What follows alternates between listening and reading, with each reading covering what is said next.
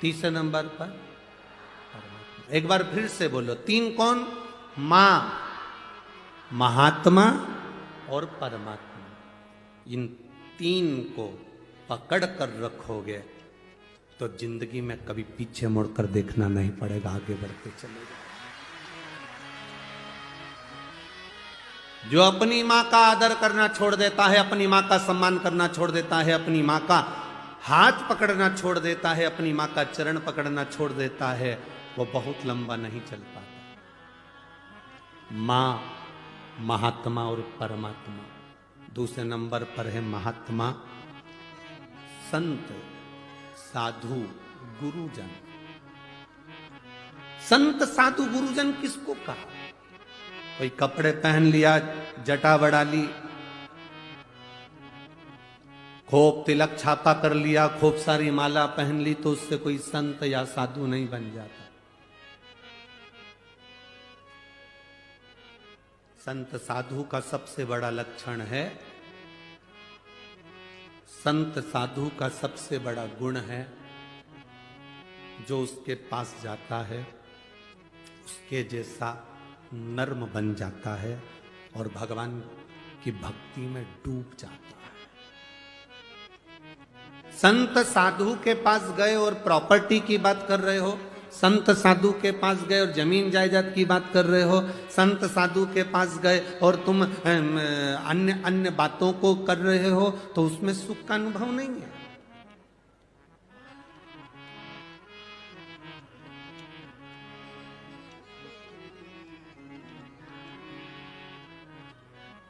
दुनिया में जितने मरते हैं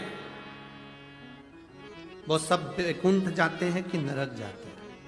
अरे बोलो, जम के बोलो, अरे बोलो तो जम के। कोई तुम्हारा पैसा खाकर मर गया, कोई तुम्हारा 5-10 लाख रुपए प्लाट का लेके मर गया, कोई तुम्हारी जमीन का टुकड़ा लेकर मर गया, कोई तुम्हें दुख देकर मर गया, तो वो वैकुंठ जाएगा कि नरक जाएगा? हैं? नरक जाएगा, ये तुम कह रहे हो। पर उसके मरने के बाद उसके परिवार वाले जब वो पत्रिका छपवाते हैं, कार्ड, उस कार्ड में उसका जो नाम लिखा रहता है, उसमें तो लिखा रहता है स्वर्गवासी। उस कार्ड में कहीं लिखा है नरकवासी।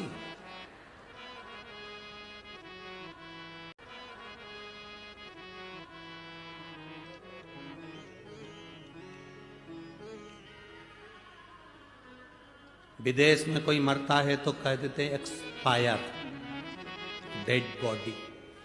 पर हमारे यहां तो कितना भी पापी से पापी भी मर जाए तो भी उसके नाम के आगे लिखा रहता है स्वर्गवासी। क्यों? क्योंकि वो भारत की भूमि पर जन्मा है, और भारत की भूमि पर जो जन्म लेता है वो नरक कभी नहीं जाता। अच्छा चलो जाने दो, तुम्हें सियोर वाले महाराज की बात पे भरोसा नहीं हो तो एक एक पुराण उठाकर बता दो। हिरण्यकशिपु मरा, प्रहलाद का पिता मरे, तो नरक गए कि स्वर्ग गए? बोलो बोलो जन के। रावण मरा तो वैकुंठ गया कि नरक गया? चलो वो भी जाने दो। जिस हिरण को बाण मारा था वो वैकुंठ गया कि नरक गया? भगवान कृष्ण ने कंस को मारा था, वो वैकुंठ गया कि नरक गया? एक एक पुराण को उठाकर देखना। हिरण्यकशिपु मरा, परम धाम गया, लिखा शास्त्रों में। रावण मरा, परम धाम गया। कंस मरा, परम धाम गया। तारकासुर मरा, परम धाम गया। क्योंकि भगवान का जो हाथ का स्पर्श कर कर जाता है, भगवान का नाम लेकर जाता है, उसका दर्शन कर कर जाता है, भारत की भूमि की रज का स्पर्श कर कर जाता है, वो कभी नरक नहीं जाता, वो वैकुंठ ही जाता है।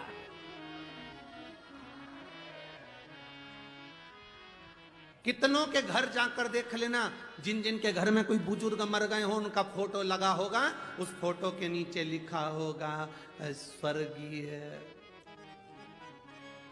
अब उसके नाम के आगे कभी नहीं लिखा नरकीय, उसमें लिखा स्वर्गीय।